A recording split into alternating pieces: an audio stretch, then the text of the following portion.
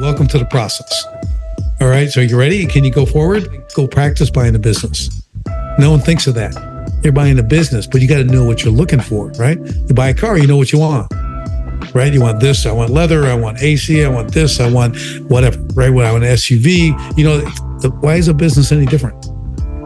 It's a vehicle to serve you, right? You don't serve the business serves you. You got to keep that in your head. Ladies and gentlemen, today we have a very special interview with Richard Walsh. He is a 30-year veteran of business, CEO of Sharpen the Spirit Coaching, and the author of the best-selling book, Escape the Owner's Prison, and a 4-year veteran of the United States Marine Corps. If you're looking for a life that you can have financial freedom, health, wealth, love, happiness, then this is the episode for you. If you want to learn how to buy businesses and have the life you never dreamed of, if you want to learn how to have money, if you want to learn how to have wealth, today's episode is filled with a lot of value as you'll learn how to grow businesses, scale businesses, but also buy businesses and gain back the freedom in your life that you deserve, and to give a balance of health, wealth, love, and happiness. So without further ado, enjoy this episode. And thank you. Be sure to like, comment, subscribe. I got nothing else. Enjoy the show. Thank you for being here today. Thanks, Brandon. Appreciate it. Yeah, it goes back a bit. So I've been doing this about a little over 30 years in the entrepreneurial space, a little over that. Yeah, I got out of the Marine Corps in 87. Got a job because that's what you have to do, right? You got to get a job and work and make money. And I was swinging a pickaxe for 8 hours a day, making a whopping $5 an hour. And then someone asked me to help them with a side job. And I had to move like 35 tons of granite, right, with a shovel and a wheelbarrow into their backyard from the road. And I did that. It was like 100 degrees out. We're in Arizona. And I got done with that in 10 hours, and they paid me $1,000. Okay, I'm looking at my $1,000 in my hand, and I'm thinking, I do this all day for like $50. I think I'm going to go into business for myself. And that was the start of the entrepreneurial journey. That was the beginning. Yes, I love business and I love entrepreneurship. It's a great way to freedom. It's a great way to have the life that you've always kind of dreamed of. What made you want to go from Marine to entrepreneur? I don't take direction well. So I don't, I can only be told what to do for so long, and then I got to do my own thing. Yeah, when I was in the academy, I ended up getting a bunch of demerits because I was kind of the same way. It was usually because it was the rule following, and I was a little bit of a rebel, I'd like to say. So I definitely agree with you there. It's insane. Yeah, I like structure. Don't get me wrong, but the whole thing about entrepreneurship for me, Brandon, is I don't want a ceiling. I want to make as much or as little. I want to work as much, and it's usually more than less, right? I don't want to be told to go home. I don't want to be told when to come in. I don't want to be told you can make a lot of money, but only that much. You can't make this much. Oh, you can make $30 an hour. Yeah, but I can't make 31. I want to make 31, right? So it's just one of those things that you learn that, again, it's part of who you are. And then that drive, you have to find where you can fit. How can I fit and satisfy those, but still, have a life, but build a great business? Absolutely. Yeah. And thank you for your service, by the way. How long were you in the Marines? 4 years. 4 years. That's good. That's a good amount of time. Yeah. It was enough. For a little over 2 years now. What's funny is if you read my book, one of the first things I ended up wanting to do for years was get into the Navy SEALs. And essentially, I really trained hard too. I did pretty well. And then eventually I just said, you know what? I think maybe I'll just go in law enforcement. And so I ended up in law enforcement. And so became a police officer. And then I was like, nah, I want to do more than that. And kind of like you want to have more control over your life, right? More structure in your own sense, not necessarily the structure that society provides you, which tends to be more of the go to work, come home, go to sleep, go to work in routine. Yeah, it's hard. My son was the same thing, wanted to be a Navy SEAL, but then that didn't work out. So we went in the Marine Corps. So now he's in the Marine Corps, which is awesome. He's been about 6 months now, getting out of School of Infantry in August 1st. And MSG was a Marine security guard, right? So he does embassies and all that. So really cool. But yeah, he's the same thing. He's very driven, wants to do that stuff. He's not going to be a lifer. He already knows he's doing a 6-year contract, going to do that, get skilled up, do his stuff, and then get out. And, he understands, right? So he's a very goal-oriented person who understands distraction because he's been a real talented athlete and everything along the time. And we were doing 3 a day for 7 months, Brandon, before we went in basic. So basic is going to be a recovery for you. Like people think it's hard. This will be nothing. You're just going to go and rest. You'll be working out, but for doing 3 days, you're going to be resting. So it'll be fun. But yeah, need that challenge. Yeah, and with everything happening today, it's a crazy world. I mean, we have the Ukraine versus Russia and all of that happening. Do you worry that your son's going to get sent over to Ukraine, or where do you think they're going to send him? Have any idea? But you mentioned something about an embassy. Yeah, so he's probably going to go to Africa. They're going to send him to Africa because they kind of get the crappy duty first. And Africa is one of those places. So he'll go there for a year, then he'll choose. But I'm not worried about Ukraine. I'm worried about China, Taiwan, because they're actually re-engaging beach landings, warfare, bringing Amtraks back, things like that I had when I was in. And now so we know where the direction is going, right? Because they're always a bit ahead. Just read about how Russia's been on 20 miles off the coast of Miami. That's insane. That's honestly. You got to be careful of the bear you poke. Right. You know what I mean? You can play your proxy war stuff and everything else, but and I know Cold War, right? I served during the Cold War. I know Russia. We trained for Russia for 4 years, right? So it was, it's a fascinating world we live in. It is.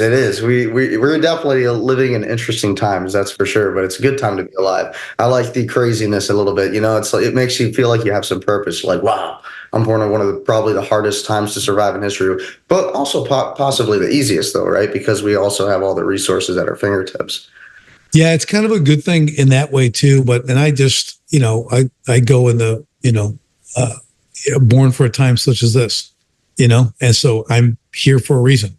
I'm here to do my son, same thing, all my kids. I got 6 kids, and they all have a purpose. They're all going to do great things in their own way. And it's awesome. And I brought them up to be that way. And I'm an incredibly optimistic person, like sometimes to my detriment or to my wife's frustration, at least, right? She's like, how could you just be so positive? And there's no other way to be. Yeah, honestly, at the end of the day, you got a choice, I mean, life's going to throw a bunch of crazy stuff at you, a lot of crazy situations, trials and tribulations, and you have to know how to handle those. And you have to be able to, lock it down. And I think being an optimist is a big part of success and finding a good life, finding the good life to where you're not worrying as much. Because when you're worrying, you're making mistakes more, And so it's better to just kind of look at the better sides of life. Obviously, be a realist at the same time. But yeah, I'm definitely with you there. I think if people could take just this one saying, problems are opportunities. If you can just focus on a problem being an opportunity, it'll change the way you see everything. Because everyone gets bummed out. They run into a little roadblock. They run into this or a problem. It's like, I built a business around that. I build a whole business on solve people's problems. I love it. More problems, the better, but it's the challenge. That's what gets me really cranked. It's like, bring me your problems. Let's fix them. That's the fun part.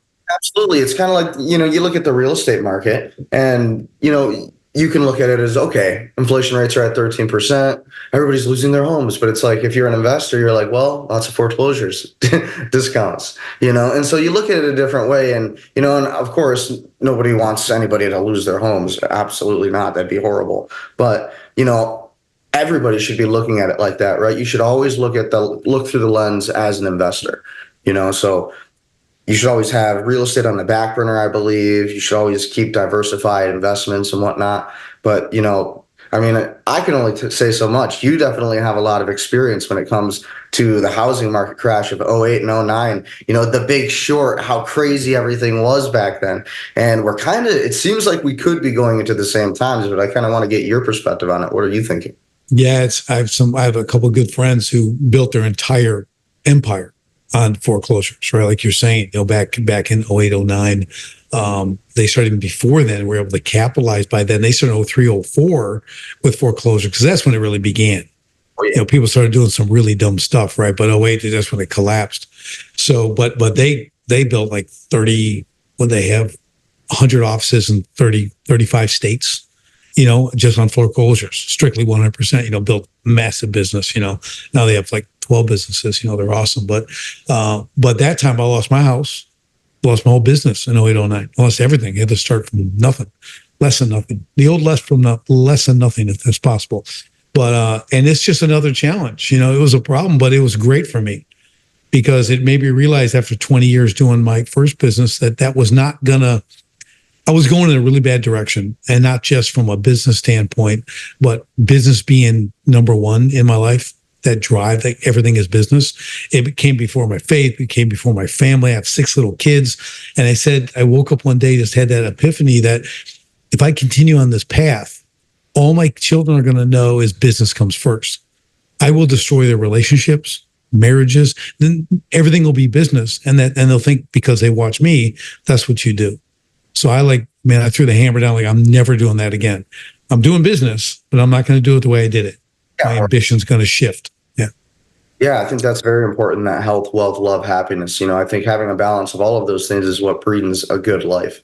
I think that's what really does bring a good life, and the quality. And I think that's honestly probably one of the hardest parts about business is dealing with your family, managing your family, because it's a crazy idea to own a business and to run a business because you're taking a risk, right? You're not really waiting on the every single week paycheck. You're always relying on sales, right? Especially if you're not charging premium pricing. So yeah, I understand completely. And then on top of that, there's also the legalese and the accounting and just everything that goes with it. So it's definitely wild, and it's a tough battle to deal with family at the same time. But you're always thinking in the back of your head, when this works, it will be worth it. They will understand. And I think it's true though. You have to have that mindset. It's absolutely essential. I think you do. And what I discovered and what my main client base is from a coaching standpoint is guys who start a business. And when you start a business, and I tell everybody this, I have not to date ever found a way not to work hard your first couple of years. There's no easy road into business. You are going to go, you're going to get scarred up, you're going to get punched, you're going to get knocked down, and you're going to do it. But the problem is, next thing you know, instead of 2 years, 10 years has gone by, and you've repeated those 2 years 5 times, right? So you're stuck on that hamster wheel. Now, you're managing your business, you're doing okay, but you can't scale anymore. You can't grow, and you have no freedom, right? So my book, Escape the Owner Prison, you're trapped with your business. If you don't open the door that day, business doesn't happen. If you don't go close the deals, income doesn't happen, right? So you get stuck wearing all the hats, but you never know how to break free from that. Now, we're business, right? Okay, it's hard and let's do all that. Try to run your family too. Try to have 6 kids and a wife. Try to run your family. You know what you're going to do? You're going to focus on your business because it's easier than trying to manage this whole family and kids and all this stuff, So it's kind of a catch-22, It's this lure of what's really difficult, but it's less difficult. So I'll stay there because I'm doing it for my family. I'm doing it to make money. And yes, so you'll see it'll work. But now again, 10 years have gone by, you're still that same thing and you haven't seen the fruit you anticipated when you first started. It is insane. Yes, business is a wild roller coaster, but it is so worth it if you just stick to it. And when it comes to family, just love them, be there for them, stay patient, but also, remember that's the one thing at the end of all of it, right? When like Steve Jobs, what was his one of his final emails he had sent, Steve Jobs had said something like, I created nothing that I ever really created, right? It was always somebody else's vision. It was somebody else's music I listened to, somebody else's movie I watched, and it was somebody else's art, whatever it was. I don't remember the exact email or text or whatever it was that Steve Jobs had said, but it was related to that, Yeah.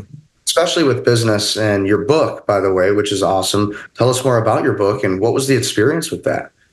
Yeah, so Escape the Owner Prison is a contractor's new way to scale, regain control, and fast-track growth while loving life. So I wrote it because after the collapse, again, super successful for 20 years. The best of what I did, internationally recognized steel sculptor, water feature builder, did all that stuff. That all went away, and I'm like, okay, well, I got to restart. And I already know I can't work for someone. I'm unemployable after 20 years working for yourself. You don't do well in the employee position anymore.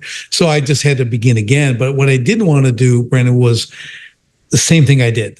I don't mean in the work. I mean the same approach of business is everything. So I really had to connect the dots first on why my business failed. Really easy to blame the economic collapse of 08, 09. That was just an indicator. It indicated there was a lot of holes in my bucket. And I ignored a lot of things in business. I was focused on making money, getting awards and doing all that stuff, but I didn't do the hard work of making business. Easiest thing in business to do is make money. If anyone thinks it's not, well, you haven't been in business very long. Making money is a piece of cake. Like, do that all day, every day. It's fun. But all the rest, that's the work. So I ignore that. So I'm like, well, I just won't ignore that. I built it in. I talked about delegation, how to build a business that I can be free of, right? That I can focus on what I call my 5%. And that's the 5% only things that I can do in the business. Visionary stuff, strategic thing, right? Growth, stuff like that. Everybody else is going to do it, all the rest. So open a gym and I hired trainers and you're going to do this, we're going to do boot camp style training. I'm doing something very different than what I did. It was great. And that really was helpful. Now I can be around my kids. We're homeschooling them.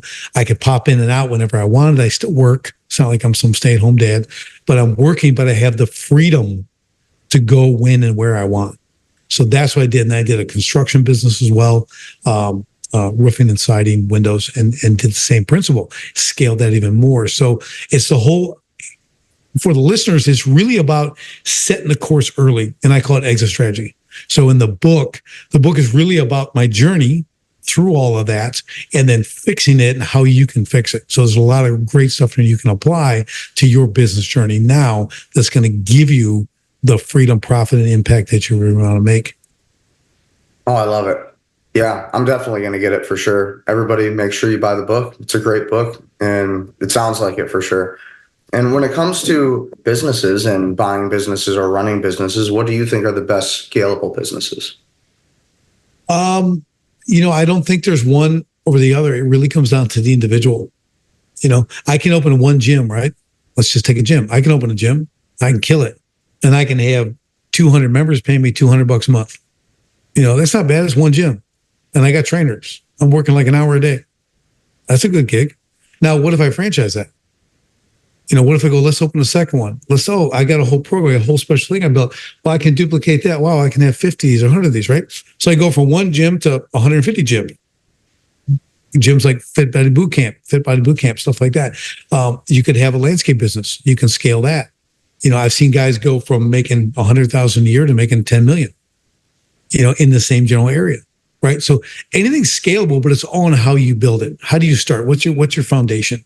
What's your plan? So I call it exit strategy, Brandon. So you got to begin, the best time to do an exit strategy is before you launch your business. Okay. So you set, how long are you going to do this? When do you want to get out? How do you want to get out? How much you want? But then it's about the journey to that point. I need passive income. So let's talk about real estate. How am I going to accumulate assets that are going to pay me? Right. So if I'm making 7 figures active business income, right, in this business I built, well, great. Well, how do I replace that with passive? How do I get $83,000 a month coming in that has nothing to do with my business? So I want to take that active business income and invest in my income generating assets. So at the 10-year mark, when I want to get, $7 million from my business or whatever it is and walk away, I've got that $1 million I'm getting every year. I got that replaced with my passive. Right now, I get the big payout at the end. I've got passive replace my active business income. If I don't ever work again, I'm good to go. Right. But I plan that because as I go in my business, when you start getting successful, a lot of opportunity gets put on your plate. Everyone wants you to invest in this and do that. Right. Well, you have to look at it through your exit strategy and it becomes a business filter. If it gets you closer to the exit strategy, great, do it. If it doesn't, if it detracts from it, you say no. Right. So it's a real guide to keep you laser focused on achieving what you set out in the beginning. So it's the old, begin with the end in mind. Right. It changes the way you do business. It's a very, very powerful tool. Now, there's a lot to it, obviously. Right. When we talk about investing, you got to find your vehicle and blah, blah, blah, so you understand that. But that tool, that exit strategy, and again, the best time is before you launch. The next best time is right now. Right. So been in business 10 years. It's time to put an exit strategy. It's not something you're going to put together in a year and be able to exit. It's like get in the mindset, start building it, because it also makes you automate, delegate, and eliminate things in your business. It makes you streamline your business so that it's attractive to be purchased. Right. Because no one wants to come into your business and reinvent everything. They don't want to fix things. If I can come to your business, Brandon, and say, oh, you want $5 million? We negotiate. Here's a $5 million check. We shake hands. You're out the door. I'm in. And nobody knows it's sold. That's the goal. That business is running itself. Right. And now you can come in and tweak it and do whatever you want, but you don't have to. It's making X. You're going to take Y. And even if you do nothing, you just bought that. That's your investment, right? You're getting an ROI on that immediately. That's how you want to build your business. So what resources do you like to use? Is it like, so if I wanted to sell a business or franchise, would you use Biz Buy Sell, for example? What's kind of the best way to start? So if I'm like a beginner, I'm really getting into mergers and acquisitions and I want to buy businesses and just really, like your book says, escape the owner mindset where it's just you're spending 95% of your time on your business. And so let's just say I want to have a business, but I don't want to be in it. I just want to run it. I want to make the income and I want to, as much as I possibly can, enjoy it passively. So where do you start if I'm a beginner? Step one. Here's step one. Practice buying a business. So go find business for sale, wherever that is. Okay. If it's industry related, something completely different, just go and say, I'm interested in taking a look at your business. You're offering it for sale. Let's see what you got. Walk through the process. Because here's what you're going to do. This is what's great about that. It's like anything else, right? If you want to hit the ball, you got to swing the bat, right? You can't just go up and hit a home run the first time a pitch comes across the plate.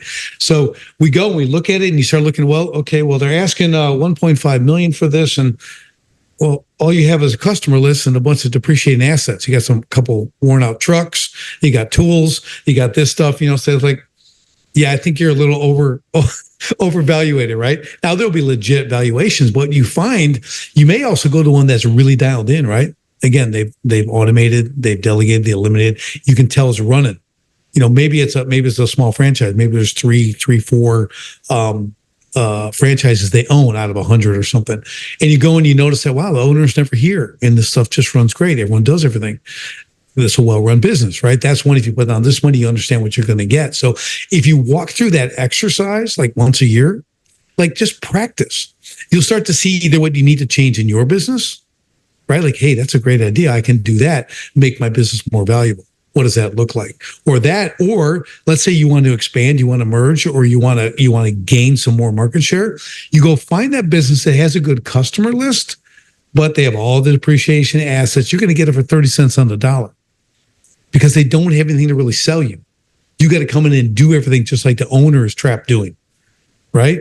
But it's a great way to gain cheap market share because you can flip that user list, look for what's called lifetime profitable value, right? And go, there's a lot of money sitting in this list you have not exploited. You served them once. You never came back to serve them again or do something new or anything else. There's a lot of money hidden in that list that you're not aware of.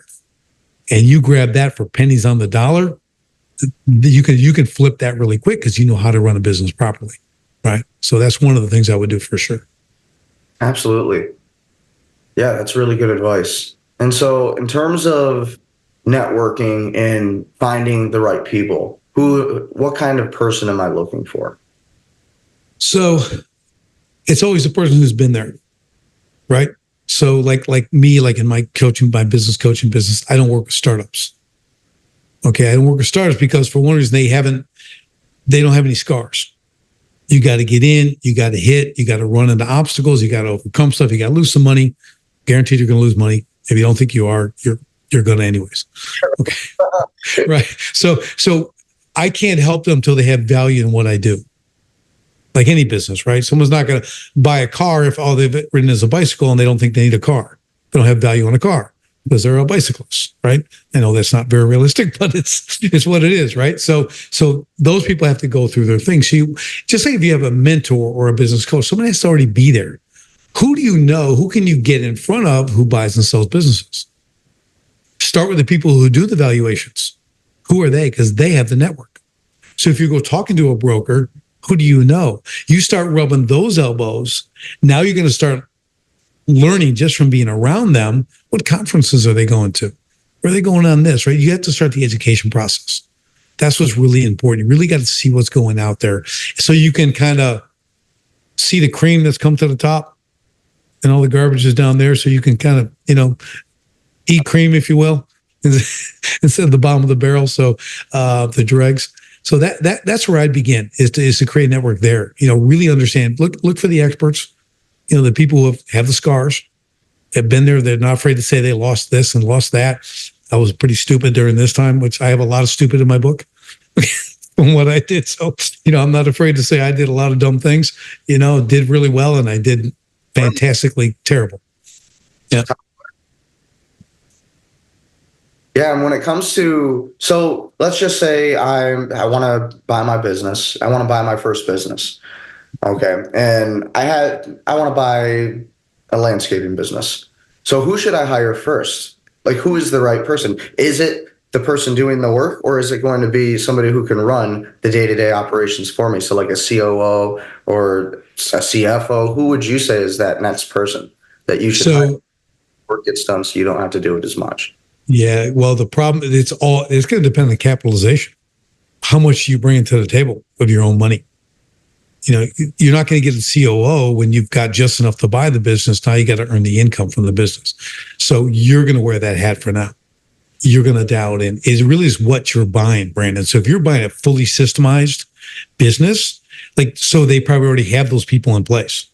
Because they're selling the people too. I know that sounds terrible, but that's what they're doing, right? You're buying the business. People have jobs. They're not going to leave the job because they sold it, right? So what do you have in place? These are things you have to figure out. Now, if you're buying a little, 2-truck operation with a couple trailers, couple rider mowers, some blowers, some edgers, you got to look at, well, what really needs to be done in the business? Are they doing a good thing? Or am I grabbing this for 20 cents on the dollar because it's not run well? Okay, so now you got to start putting the pieces together, because no one's really going to come to your business and build it for you.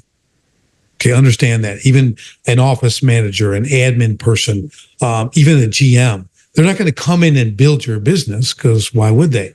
They're going to come and run your business. So you have to have everything in place. This is the hard work. Even if you purchased it, again, you have hard work to do. You have to create the job functions, create the position, how they operate, how do they stay in their lane, how do they thrive as a person on the team without, it's a mystery every day to build this and figure out how to make that, because they don't want to do that. And then you're actually misusing their talent, right? You're draining their talent.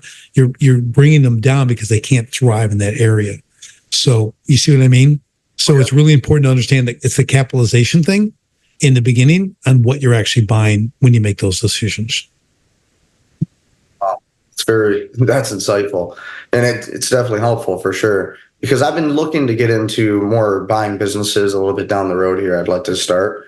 And so that's kind of why I definitely wanted to have you on, because I think we need more of this. I think this is the American way. I truly believe, our founding fathers were very, very much the same way, right? They believed in business. They believed in having their own system, independence, right?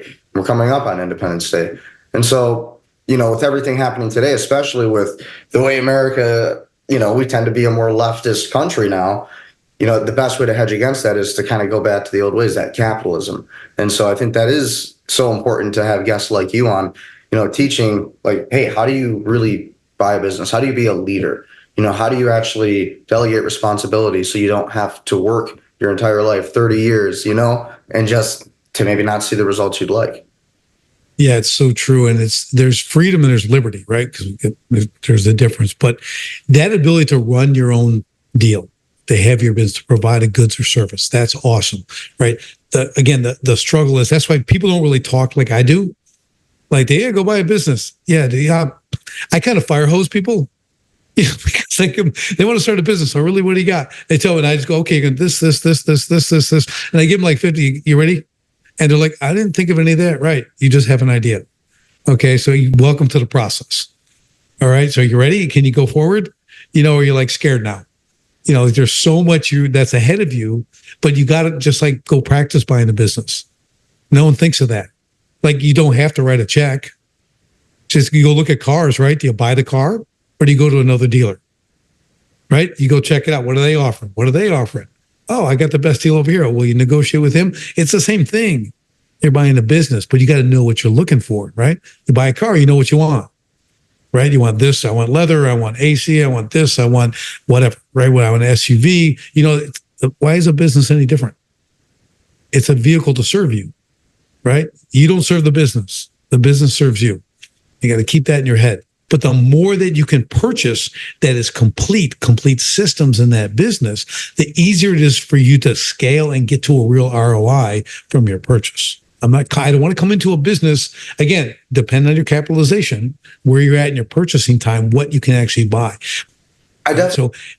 With my SMMA, which is it's more modernized business, right? The social media marketing agency. But I love the model because there's really not a lot of cost to it. I think the startup cost for us was like $6,000 total. At the end of the day, like it really just wasn't that much in my opinion. And so now all I really ended up having to do was I hired out a team of VAs, but really the first thing I did, the most work I actually did was the standard operating procedures, right? Mm-hmm. And just here's how this is done. Here's how I'd like these people to be hired. Here's how the processes go. Here's the pay links, right? Here's everything you need. And as soon as I hired more of a CGO, more of a chief growth officer that I ended up hiring. We're still trying things out all the time, but he's been doing a great job. A lot of the work he's been doing has saved me so much time, and probably done he's been like in business like 10, 15 years too. So he has much more experience than I do. Mm-hmm. So I've been learning a lot of, how it really does help you when you learn how to delegate responsibility and when you get good at that, when you figure it out kind of, The big thing, Brandon, is what you did right. You're not afraid of people who are smarter than you. That's what you want smart people. I want the best for that. I want them to know a lot more than I do because they're going to take it. They're going to grow this for me. And if I'm full of ego and pride and think I'm supposed to be the best at it, that's one thing I learned. I mean, it took 20 years to figure it out, but I'm like, dude, there's so many good people out there who are brilliant that just want to do what they do. They don't want to run a business. They don't want to own a business. They want to do what they do and be allowed to do that. Let them run with it. They don't want the burden of ownership. That's a lot of burden. Even on something like you had a low barrier to entry, you got into it, but you had the courage to like, okay, I'm going to get this guy, and you focus, you reinvested on the right people to scale your business. Most people won't do that.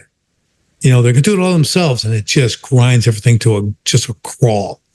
So you're able to explode because you're willing to find great talent and let them do what they do.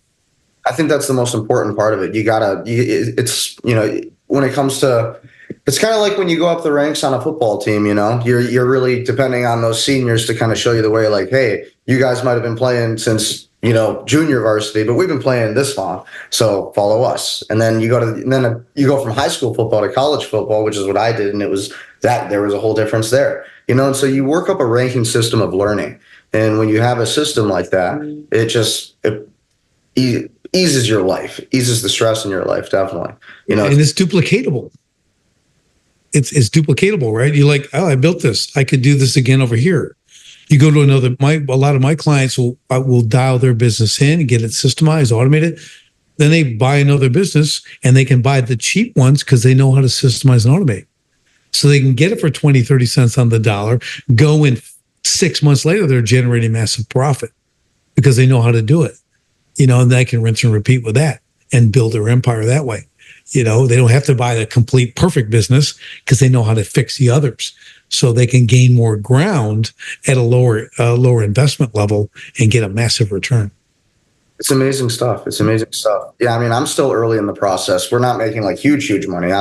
Obviously everything's still in development the way I like to see it. I'm trying to be in it at least 10 years, and eventually I want to sell my business for at least probably, with the business I'm in, you can typically go for pretty good exits. I'll just say that, right? And so if I wanted to sell my business, what's the right amount of revenue that you should have earned with that business before you go to anybody experienced somebody like yourself? So that can be all over the map, right? If you can be sold for a 3 times EBITDA, right? Okay, great. Well, I'm pulling in 1.5 a year. Okay, well I can sell it times 3, in theory, right? That's the theory they go by. That's like the kind of a benchmark. So there you go. That's what 4.5 million you can sell it for. So you can exit for that, right? Again, in theory, what have you built though? What are they buying? What are they purchasing? Right. So every business is going to be different. That's why I talked a little earlier about lifetime profitable value, so-called LPV. When I have a client who comes on board and I sell them the first thing. So let's take my roofing business. I sell them a roof. Well, do I say, hey, see you in 30 years? That's when you're going to need a roof again? No, I mean, they have siding, they have windows, they have other things that they do. So that client over time can be worth 106 figures to me, right? They spent 15 on a roof and I got siding, this, okay, over the next 20 years of owning their home and my business, they're worth 6 figures. Well, look, I got 7,000 clients. That's a nice number, right? So the LPV factors into the sale price. A car dealer, I have a wife and 6 children. And we buy new cars every 3 years. So in the beginning, it's mine and my wife's. That's 2 cars every 3 years. Okay, that's 70, 80, 90,000, 100,000 to them every 3 years. But now my kids are driving. Where should they go get a car? Oh, let's go talk to my dealer. Now times 6. Okay, I'm a 7-figure, my family's a 7-figure customer to a car dealer. One family. Do those numbers. Right? If you're a good dealership who stays in contact, reaches out, offers deals, does service, what am I worth them? A 7-figure family to their business, and they have 5,000 family. You know what I mean? So you got to look at what you're doing. You got to really understand like what you're building, what you're offering. Because remember, when someone buys from you once, unless you completely drop the ball, they'll buy again. And you need to have something in place for them to buy. Do not think it's one and done ever, because chasing new clients, way harder than, keeping existing ones, right? Yeah. Now, we're always getting new clients, don't get me wrong, but we got to nurture who we have because they like us. We did good business together. How can we do business again? What do you think is the best business to sell? Is it more of a, like, for example, an e-commerce business today? That's, let's just say both companies are making the same. So like a service-based agency or an e-commerce product, because it sounds like from what you're telling me, it's more about productization. So you want to really make sure that your business is also systemized and productized, kind of. So you want to have both in place to where everything, the deliverables are there, all the numbers are there, everything's just set, right? So commerce, for example, like it's just like Apple, like it's a product, you're buying a product more, or like service-based, like landscaping and things like that. So again, both work. It's who you are. What do you want to operate? If you grew up in the trades, you're growing up service business, it, you know how to scale it, you can see it, you know how to fix it. That's your vehicle. If you're an e-commerce like you're an online guy, right? You're doing marketing, you're doing stuff like that. That's your niche, right? If you're e-commerce and you're shifting, probably not building product, you're just moving product. That's a different game, right? Very different game, right? Now, if I'm building a product and I'm going to sell it solely online, well, now I've got production, warehousing, distribution, e-commerce, right? So it's not like what the layman would consider e-commerce, right? You're actually building all this stuff, and that's your vehicle to move it, to sell it as e-commerce. I have a custom woodworker who makes custom vanities, spectacular work. It's all e-commerce, right? But he's doing great, but he's on Etsy, then he's got his website. Now we're splitting traffic and how do you drive, right? So he's got, his whole focus is how to drive traffic to these sites. So they'll buy what he has that he custom builds and delivers and all that stuff, right? So there's a combination. He's only e-commerce, but he's building product, right? Different animal, do you see, does that make sense? Kind of the variances there? Yeah. It's very wild, the world of business, and how many, it's just amazing what they just didn't teach us in school, It's just the craziest stuff looking back, it was just like, wow, they really taught us nothing important. I never learned how to invest in real estate. And at least in my high school, I didn't. They gave us it was called Consumers Math.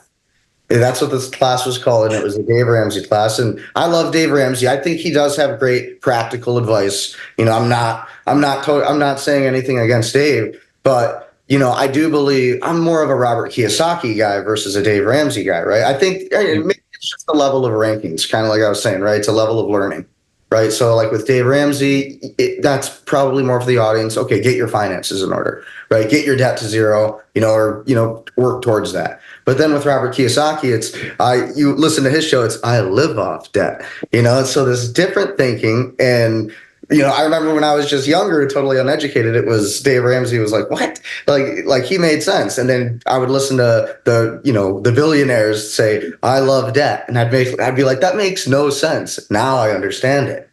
So explain a little bit more for the audience. What does that mean, debt, and why you should kind of use debt? Okay. So to one other point on, like, Dave Ramsey he's with, well, I'll call it fixed income people, right? Working people. All right. You have a job, you have a W-2 job, right? And that's what you're working. So they're the ones who get trapped in the bad debt, right? So he's focused. So that's his niche. Now I know he does entrepreneur and stuff like that with businesses. I'm not going to cast any judgment either. Okay. But the other one is very focused on getting out of your debt. You have $300,000 in debt and you're 24 years old because you got college loans and you bought a house and you got married and you had a big wedding. And all of a sudden you're like, 300,000 in debt. Do you know what you could do with $300,000? From an investment standpoint, this is the difference. Like, you're doing it to have a house and a car and like get married and your education that you're probably not applying properly, right? You're probably not even following your major, like 90% of the people do, right? So let's talk about that. Now business debt, good debt, they call it, right? Leveraging debt. Now you can over leverage. You can do a lot of bad things. A lot of businesses do, but they're not doing it to get a return. There's this consumer debt. So you bought a car. Well, that's a liability. You bought your personal home. That's a liability. And if you ever, like I did once, talk to a financial person, and they told me my personal home is my asset, I said, okay, I got to go. I'll see you later. Have a nice day.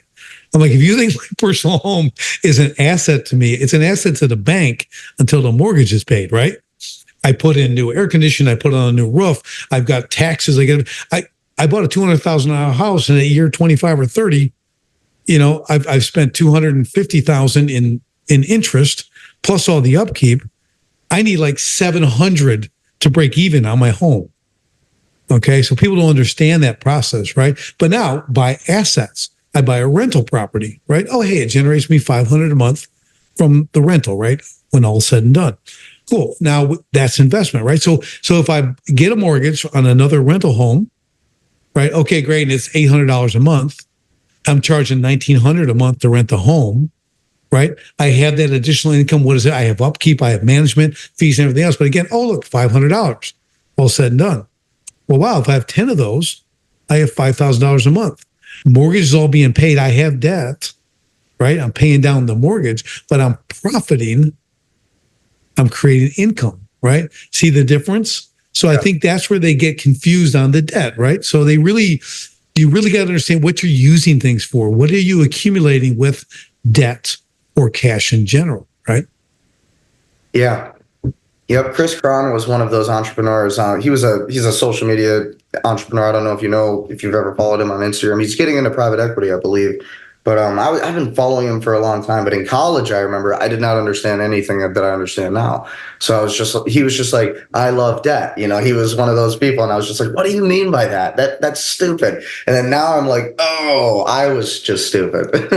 And so the interesting thing, how just, again, they don't teach you this important stuff in school that you need to know. That's why you get around the people.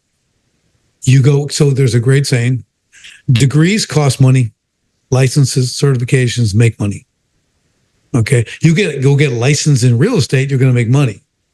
You get a college degree, you have debt because it'll do nothing for you unless you can apply it. But then, you know what I'm saying? You go get a certification that you drop $2,000 on for a conference on the weekend, and you come back with just all the tools and you start making deals. That 2,000 is made back on your first deal, and now you're rolling in profit. It's amazing. Well, that's totally true. I was listening to Alex Hormozi. I'm a big fan of his, and he was just saying how you could pay $500 for a phlebotomy class, and now you have this skill. Now you can actually make money, and it's really not that much work. I'm just like, wow, it's so simple, but people just don't do it. By the way, somebody who's also in the same industry of acquisitions, how is somebody like Alex Hormozi making the wealth that he is? What is his secret, right? Because he's worth something around a couple tens of millions of dollars now, I think, in profit. but I think his businesses generate like billions now. So what do you think is that kind of secret to that? Well, there's a lot of persistence involved. Like, you know what people do. They look at where people are now, not where they were. Okay. They don't see everything in between. Okay. There's a great saying I learned. I go, like, a lot of people today, younger kids, they want to be discovered, not developed. Okay. You talk about him, and if you sat down at the table with him, he's going to talk to you all about development, all about the journey, all about starting with nothing. Like, I literally started with a wheelbarrow and a shovel, my last $85 at the time, and it made me $1,000. That's a pretty good investment, right?